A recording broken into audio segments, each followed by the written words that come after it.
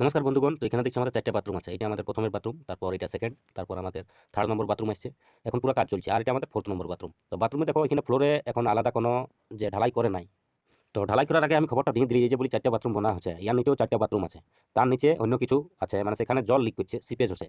তো বাথরুমগুলিয়ায় যখন বোনা হয় তখন এই বাথরুমগুলিয়া ওয়াটার প্রুফিং করায় নাই। এই কারণে কি হয় যে ফ্লোরে যে জলটা থাকে টাইলসের ভিতর দিয়ে যায় বাথরুমটা পুরো জমে থাকে। সেই জমা জলটা আমাদের নিচে চলে যায়, সিপেজ করতে থাকে, লিক করতে থাকে।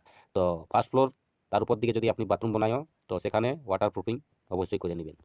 তাই ঢালা দিয়ে করুন কিংবা সেপারেটভাবে বি করতে পারেন। 3-4 কোট আপনি ওয়াটার প্রুফিং করে দাও, জল দিয়ে পুরো রেখে দাও। তারপরে আপনি ফ্লোরটাতে বাথরুমের ফাংশন বানাও, না হলে ফিউচারে অনেক অসুবিধা। অনেক কমপ্লেন আসতেছিল এই বিল্ডিংটাতে 4টা বাথরুম থেকে জল লিক করছে, এবং অন্য এখানে আরও 3 জায়গা থেকে কমপ্লেন এসেছিল যে আমাদের বাথরুম থেকে জল লিক করছে। তো এই কারণে আপনি ফ্লোরটাতে ওয়াটার প্রুফিং করাবেন নাই, আর বাথরুমের পুরা ফিটিং টাইলস সব কিছু আপনি ফিনিশিং লাগিয়ে দেবেন। এটা জানকারির অভাবে। তো এই যে উদাহরণের জন্য এখানে আপনাদেরকে দেখিয়ে দিচ্ছি, এটা আমাদের অলরেডি ঢালাই হয়ে গেছে, কিন্তু ওয়াটার প্রুফিং এখন করা হচ্ছে। ডক্টর ফিক্সিট 301 ওয়াটার প্রুফিং, এটা আমাদের ঢালাই মশলার সাথে 1.5 ইঞ্চি করে আপনি ফ্লোরটাতে দিয়ে দিন, এবং উপরেও হালকা হালকা দিয়ে দিতে পারেন। আর এটা যদি না করতে পারেন, ফ্লোরটা যদি না উঠাবেন, তো আলাদাও কেমিক্যাল পাওয়া যায় যেটা আমাদের লিকুইড এবং সাথে পাউডার থাকে। তো এই কেমিক্যালটাও আপনি দিতে পারেন, যে সিকা কোম্পানির। এটা আপনি পাউডারের সাথে লিকুইডটাকে ঘোল বানায় 2-3 লেয়ার আপনি মেরে দিবেন, তো আপনার ওয়াটার প্রুফিং হয়ে যাবেন।